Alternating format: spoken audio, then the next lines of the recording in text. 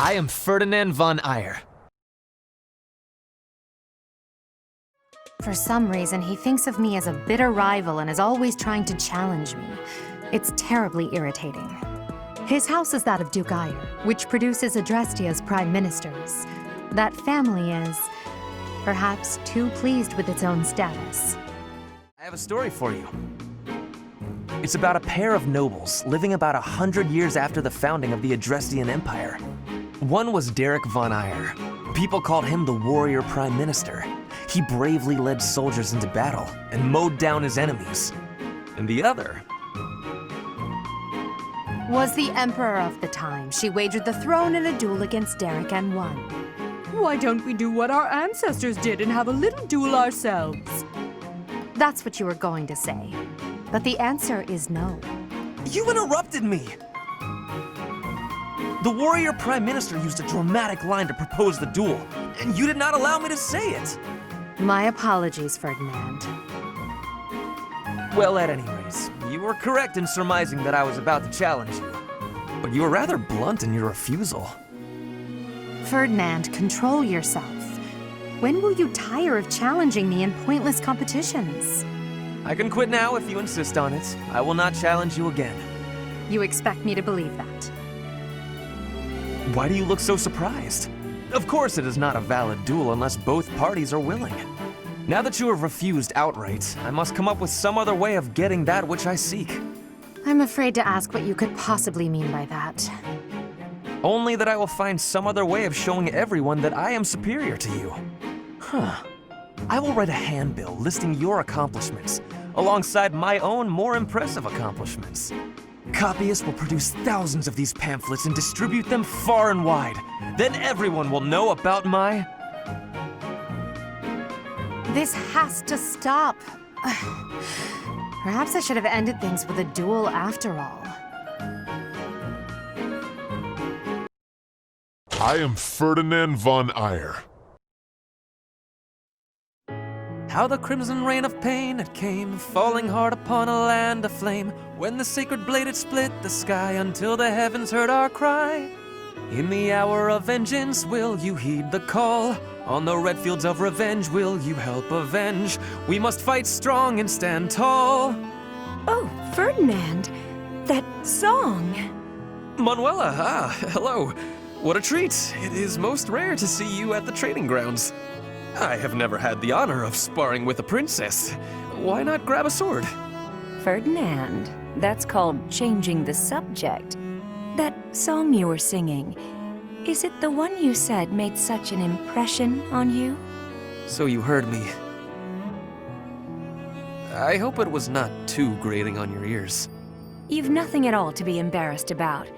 I'm pleased if one of my songs stayed with you like that.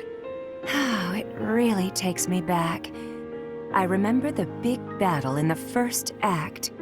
How the crimson rain of pain it came, falling hard upon a land aflame, when the sacred blade it split the sky, until the heavens heard our cry.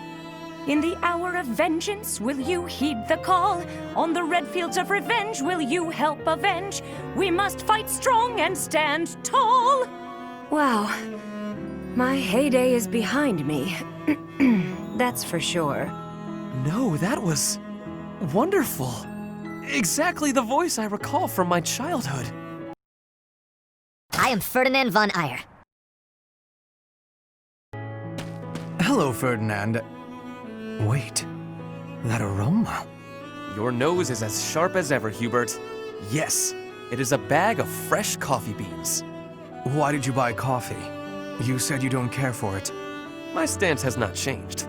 Drab, bitter, with that muddy texture. If I have even a sip, my hands start to tremble. Rather harsh. What are you doing with it then? Well, you see, but wait a moment. What is that? Is that an imported tea from the East? It is indeed. Keen eyes. Flaunting my favorite drink right in front of me. And you do not even drink tea. Fiendish. It is for Edelgard, I assume. Before I answer that, I would like to know what you are doing with the coffee. Well, Is it a gift? Perhaps for someone you fancy? A gift, yes. For you. Who is the unlucky... Did you say for me? This coffee is a gift for me. Have I heard you correctly? Yes, that is what I said. A noble does not go back on his word. Just take it. I should decline. Why? The thought of receiving a gift from you, unbidden and unreciprocated, fills me with revulsion. Therefore, accept this tea as a gift from me. From me? Are you certain? I would hate to deprive the intended recipient of such a fine tea. That would be difficult to do, since I bought it with you in mind. Oh, in that case, thank you. What? You were planning to give this to me all along? That is what I said. Really? I...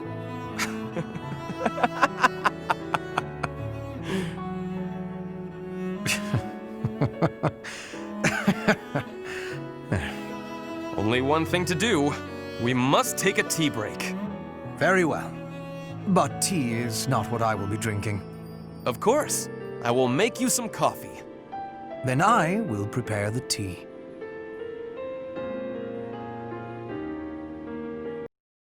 I am Ferdinand Von Aegir. A long time ago, my parents were in talks to arrange my marriage with a certain young lady. She never set foot outside of her room, and she made little dolls to curse her perceived enemies. Such were the rumors. Frightened, I dissuaded my parents from going through with their plans.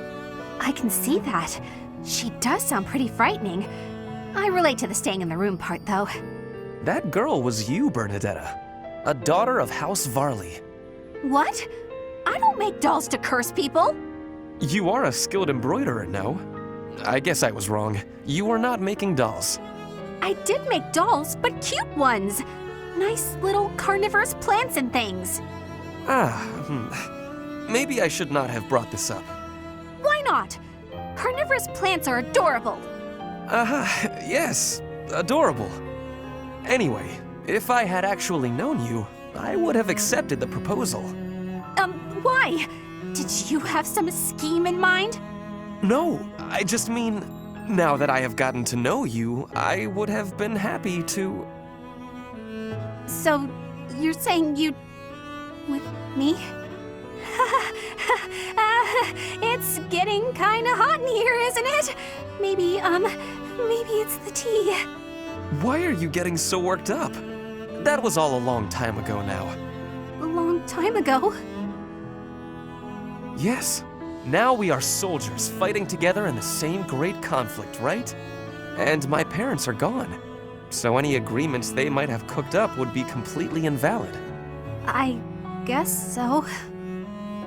Just think, if we had been married, we would not have been able to build such a deep friendship. That's true. Yeah, we never would have gotten this close.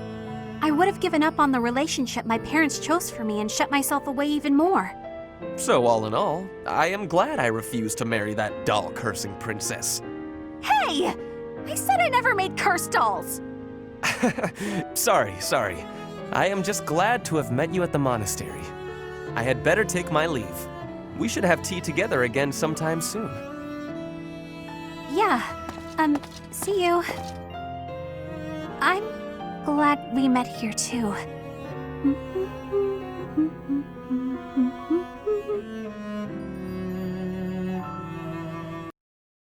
I am Ferdinand Von Aegir.